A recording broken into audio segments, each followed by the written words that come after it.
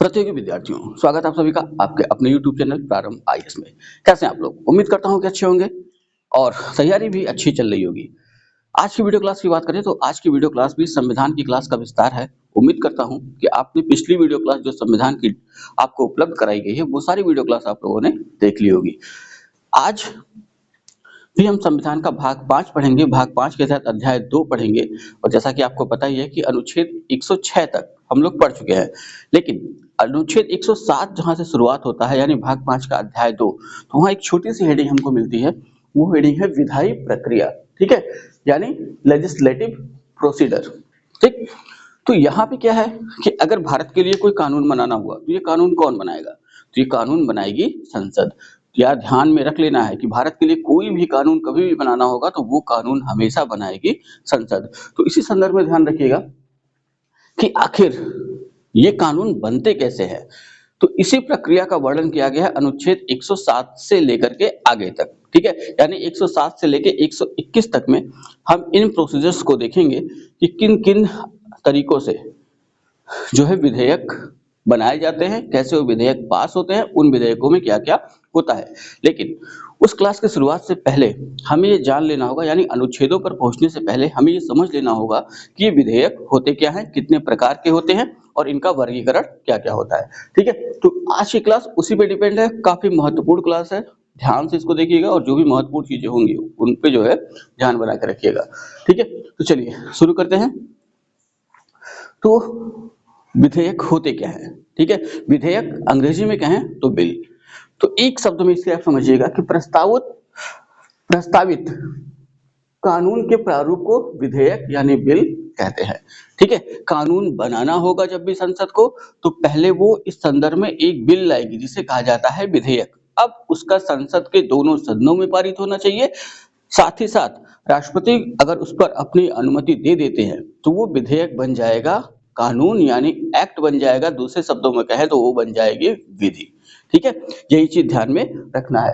अब विधेयक कितने प्रकार के होते हैं? तो विधेयक के प्रकार अगर हम देखें तो विधेयक 2 प्रकार के होते हैं। ठीक है, और किस आधार पर? प्रस्तुत करने के आधार पर। जो विधेयक संसद में प्रस्तुत किए जाते हैं तो प्रस्तुत करने के आधार पर अगर हम देखें तो विधेयकों को 2 भागों में बांटा जाता है। पहला है सरकारी विधेयक, ठीक है, अंग्रेजी में कहें तो गवर्नमेंट बिल्स। दूसरा है गैर सरकारी विधेयक, अंग्रेजी में कहें तो प्राइवेट बिल्स। ठीक, तो अब ये सरकारी विधेयक कौन लेके आएगा और प्राइवेट विधेयक कौन लेके आएगा? प्राइवेट से तात्पर्य मत लगा लीजिएगा कि आम आदमी भी वहां पहुंच जाएगा। ध्यान रखना है कि संसद की बात हो रही है तो जो संसद के सदस्य हैं उनमें से ही कोई लाएगा। लेकिन क्या वर्गीकरण किया गया है, यानी 2 भागों में क्यों बांटा गया है? तो ये जो सरकारी विधेयक देख रहे हैं ना, तो जहां मैंने नोट करके 2 पॉइंट आपको दिया है वो ध्यान में रखिएगा। जितने भी सरकारी विधेयक होंगे वो मंत्री द्वारा प्रस्तुत किए जाएंगे, यानी कि जो संघ के मंत्री हैं अगर वो कोई नियम बनाना चाहते हैं और वो अगर कोई विधेयक प्रस्तुत करते हैं संसद के सदन में तो वो कहलाएगा सरकारी विधेयक। ठीक है, आगे ध्यान में रखिएगा संसद के किसी अन्य सदस्य द्वारा प्रस्तुत विधेयक गैर सरकारी विधेयक, यानी संसद का कोई अन्य सदस्य, अकेले तो केवल मंत्री तो होते नहीं है, संसद के जो सदस्य हैं अगर वो कोई विधेयक लेकर के आते हैं संसद के सदन में तो वो विधेयक कहलाता है गैर सरकारी विधेयक। तो यही ध्यान में रखिएगा, सरकारी विधेयक हमेशा जो मंत्री हैं यानी मंत्रिपरिषद के सदस्यों में से ही कोई एक लाएगा। ठीक है, गैर सरकारी विधेयक की बात करें तो लोकसभा या राज्यसभा के जितने सदस्य हैं उनमें से ही कोई एक लेकर आएगा।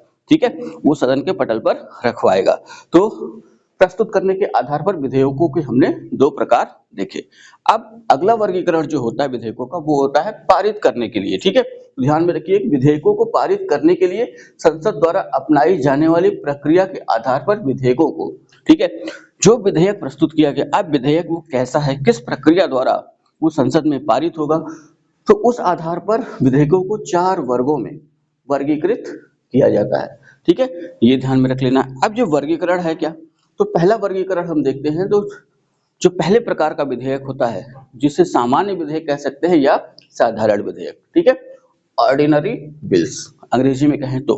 दूसरा जो विधेयक का वर्गीकरण है वो है धन विधेयक यानी मनी बिल्स। तीसरा वित्त विधेयक यानी फाइनेंशियल बिल्स। चौथा संविधान संशोधन विधेयक यानी कॉन्स्टिट्यूशन अमेंडमेंट बिल। ठीक है, तो ये 4 वर्गीकरण हैं विधेयकों के। किस आधार पर? संसद पारित विधेयकों को पारित करने के लिए संसद द्वारा जो प्रक्रिया अपनाई जाती है, उसके आधार पर अगर हम विधेयकों को बांटे तो विधेयकों को हम बांटते हैं 4 वर्गों में। और विधेयकों के प्रकार की बात करें तो विधेयकों के प्रकार हमारे पास हैं 2।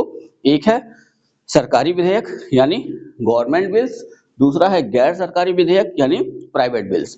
जैसा कि अभी शुरुआत में समझाया तो एक बार फिर बता देता हूँ, सरकारी विधेयक हमेशा मंत्रिपरिषद में से यानी कि जो भारत के मंत्री हैं वो अगर कोई विधेयक लेके आते हैं तो वो कहलाता है सरकारी विधेयक, और संसद के सदस्यों द्वारा अगर कोई विधेयक लेकर सदन में लेकर आया जाता है तो वो कहलाता है गैर सरकारी विधेयक।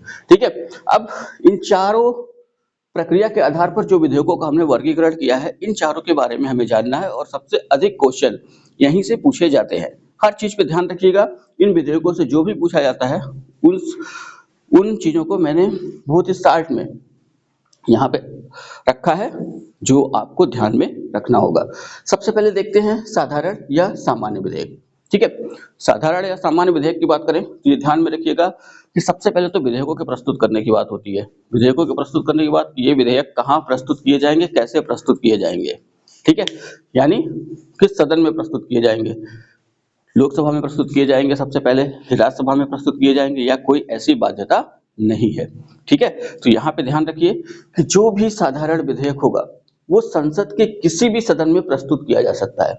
यानी कि प्रथमतः सबसे पहले कहाँ आएगा, तो चाहे इसको हम लोकसभा में सबसे पहले लेके आए चाहे पहले राज्यसभा में लेके आए, लेकिन विधेयकों के संदर्भ में जो प्रक्रिया है जिसका पालन करना होगा वो ये कि दोनों सदनों में पारित होना चाहिए। ठीक है, तो यहाँ पे ध्यान रखिए किसी भी सदन में प्रस्तुत किया जा सकता है, चाहे वो लोकसभा हो चाहे राज्यसभा। दूसरे पॉइंट की बात करें, दूसरा पॉइंट है कि क्या इन विधेयकों को प्रस्तुत करने से पहले किसी की पूर्व अनुमति लेनी होगी। यहाँ ध्यान रखिए प्रस्तुत करने से पूर्व राष्ट्रपति की सिफारिश यानी पूर्व अनुमति आवश्यक नहीं है। अगर कोई व्यक्ति साधारण विधेयक लेकर के आ रहा है, चाहे वो सरकारी हो चाहे वो गैर सरकारी हो, तो इस संदर्भ में ध्यान रखिएगा कि राष्ट्रपति की पूर्व अनुमति की आवश्यकता नहीं है।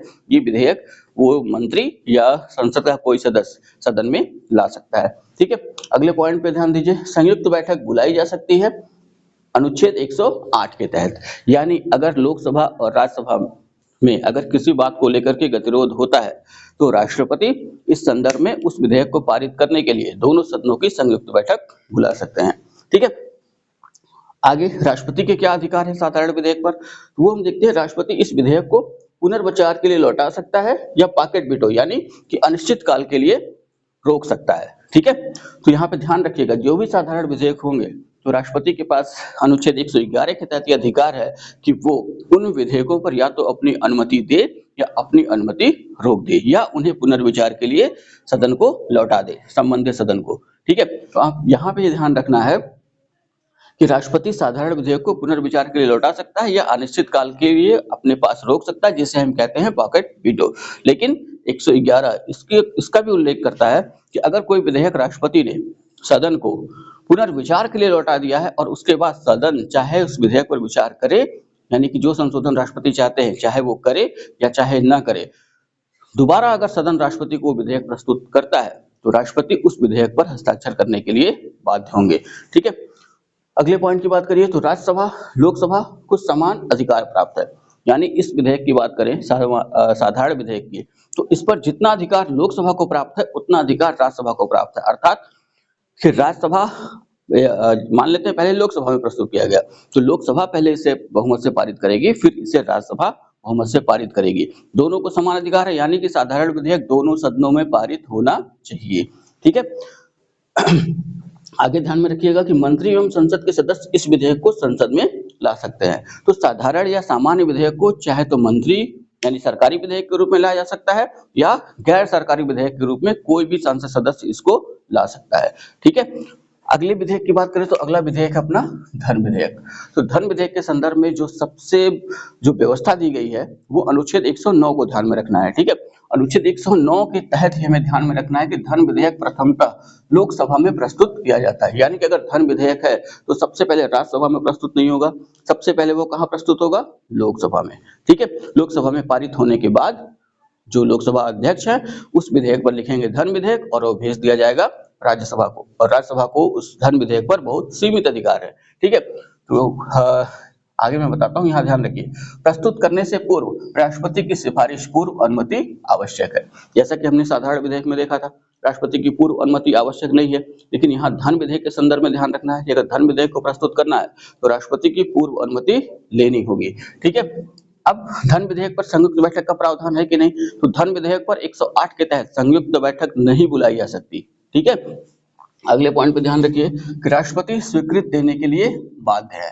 तो यहाँ पे बाध्य शब्द थोड़ा सा आपके लिए कंफ्यूजन हो सकता है, लेकिन बाध्य मैंने इसलिए लिखा है क्योंकि किसकी पूर्व अनुमति से प्रस्तुत किया जा रहा है, राष्ट्रपति ही अपनी पूर्व अनुमति से इस विधेयक को प्रस्तुत करने के लिए कह रहे हैं, तो इसलिए आप ये कह सकते हैं कि राष्ट्रपति इस पे अनुमति देने के लिए बाध्य है, वो इसे रोक नहीं सकते। ठीक है, धन विधेयक पर लोकसभा को पूर्ण अधिकार प्राप्त है, राज्यसभा केवल 14 दिनों के लिए इसे अपने पास रख सकती है।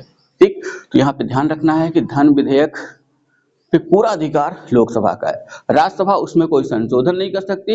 हाँ, राज्यसभा कर क्या सकती है कि राज्यसभा जो भी संशोधन करना चाहती है वो अपनी संस्तुति करके धन विधेयक पर वो दे देगी लोकसभा को। अब लोकसभा चाहे तो उस पर संशोधन करे, चाहे तो ना करे। अगर राज्यसभा ऐसा नहीं करती है और 14 दिनों तक वो अपने पास रखे रहती है तो वो विधेयक स्वतः ही राज्यसभा में पारित मान लिया जाएगा। ठीक है, अगले विधेयक की बात करिए तो अगला विधेयक है वित्त विधेयक। तो वित्त विधेयक के संदर्भ में ध्यान में रख लेना है कि वित्त विधेयक आधा धन विधेयक और आधा साधारण विधेयक होता है। तो इस वजह से यहाँ कंफ्यूजन क्रिएट होता है, तो क्या इस विधेयक को प्रस्तुत करने से पहले राष्ट्रपति की अनुमति लेनी होगी या ये विधेयक सबसे पहले किस सदन में प्रस्तुत होगा। तो यहाँ पे ध्यान रखिए कि आधा धन विधेयक है, इस वजह से प्रथमतः लोकसभा में प्रस्तुत किया जाता है। ठीक है, तो धन विधेयक और वित्त विधेयक इसके संदर्भ में प्रक्रिया एकदम क्लियर है कि सबसे पहले लोकसभा में प्रस्तुत किया जाएगा। ठीक, प्रस्तुत करने से पूर्व राष्ट्रपति की सिफारिश आवश्यक है। अगर हम अनुच्छेद 117 फर्स्ट देखें तो वो स्पष्ट उल्लेख है कि वहां राष्ट्रपति की अनुमति लेनी होगी। ऐसा क्यों कह रहा हूं, क्योंकि अभी हमने क्या देखा कि आधा धन विधेयक है और आधा साधारण विधेयक। ठीक है, तो यहाँ पे ध्यान रखिए कि कभी कभी ये क्वेश्चन फंसता है एग्जाम में कि राष्ट्रपति की पूर्व अनुमति चाहिए या नहीं चाहिए। तो हमें ध्यान रखना है कि यहाँ राष्ट्रपति की पूर्व अनुमति आवश्यक है, ये ध्यान में रखिएगा, यही अपना आंसर दीजिएगा। ठीक है, संयुक्त बैठक बुलाई जा सकती है, तो वित्त विधेयक पर संयुक्त बैठक बुलाई जा सकती है क्योंकि इसमें आधा साधारण विधेयक शामिल है। ठीक है, क्या राष्ट्रपति इसको पुनर्विचार के लिए लौटा सकते हैं, तो हाँ, राष्ट्रपति को अधिकार है कि वो वित्त विधेयक को पुनर्विचार के लिए लौटा सकते हैं। ठीक है, आगे ध्यान में रखिएगा, हाँ ये ध्यान रखिएगा पुनर्विचार के लिए लौटा सकते हैं, लेकिन पुनर्विचार के बाद जब संसद दोबारा उनके पास ये विधेयक प्रस्तुत करेगा तो राष्ट्रपति इस पे हस्ताक्षर करने के लिए बाध्य होंगे। वित्त विधेयक के संदर्भ में एक और प्रक्रिया है जिसे आपको अच्छे से ध्यान में रखना होगा, वो ये है कि 75 दिनों के भीतर संसद में पारित होने के साथ राष्ट्रपति की स्वीकृति भी इसे मिल जानी चाहिए। ये वित्त विधेयक की एक विशेषता है। ठीक है, कि 75 दिन के भीतर ये पारित भी होना चाहिए, साथ ही साथ राष्ट्रपति इस पर अपने हस्ताक्षर भी कर दें। ठीक, अगला जो वर्गीकरण है वो है संविधान संशोधन विधेयक। तो इसके तहत क्या होता है, तो ये ध्यान रखिए कि संविधान संशोधन विधेयक इसके साथ भी साधारण विधेयक वाली व्यवस्था है, यानी संसद के किसी भी सदन में प्रस्तुत किया जा सकता है। ठीक, चाहे पहले लोकसभा में प्रस्तुत करिए चाहे पहले राज्यसभा में, लेकिन यहाँ अच्छी तरीके से ध्यान में रख लेना है अगर वो धन विधेयक है या वित्त विधेयक है तो सबसे पहले कहाँ प्रस्तुत होगा, यानी प्रथमतः यानी सबसे पहले वो प्रस्तुत होगा लोकसभा में। ठीक है, आप ध्यान रखिए कि संविधान संशोधन के बारे में यहाँ मैं आपको थोड़ा कम बताऊंगा क्योंकि उसके लिए आगे चलना होगा, क्योंकि संविधान संशोधन की प्रक्रिया का वर्णन संविधान के भाग 20 के अनुच्छेद 368 के अंतर्गत किया गया है। ठीक है, ध्यान रखिए कुछ संविधान संशोधन विधेयक के लिए राष्ट्रपति की सिफारिश पूर्व अनुमति आवश्यक होती है और कुछ के लिए नहीं। जैसे भाग 1 में अगर कोई संशोधन करना है तो वो विधेयक राष्ट्रपति की पूर्व अनुमति से ही रखा जाएगा।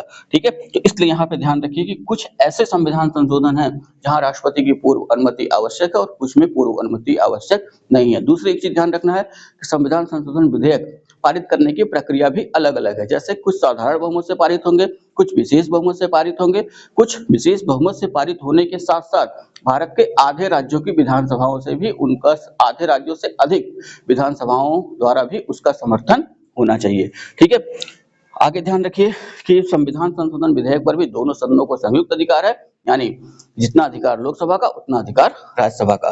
राष्ट्रपति अनुमति देने के लिए इस पर बाध्य है, ऐसी व्यवस्था बनाई गई है। दोनों सदनों में पारित होने के बाद अगर ये राष्ट्रपति के पास भेजा जाएगा तो राष्ट्रपति इस पर अपनी सहमति देने के लिए बाध्य होंगे। ठीक है, तो इतना ध्यान में रखिए, इसको तैयार करके रखिए। अब इसके बाद शुरुआत करेंगे अनुच्छेद 107 से, और ये जो कुछ चीजें यहाँ हमने देखी वो वहां भी आएंगी, वहां और अच्छे से इस चीज को देखेंगे। चलिए, वीडियो अगर अच्छी लगी हो तो लाइक करिएगा, कमेंट करिएगा, वीडियो को शेयर करना ना भूलिएगा। चैनल को अगर अभी तक आपने सब्सक्राइब नहीं किया है, चैनल को सब्सक्राइब भी कर ले। इतना तैयार करिए, मिलेंगे नेक्स्ट वीडियो में, तब तक के लिए जय हिंद।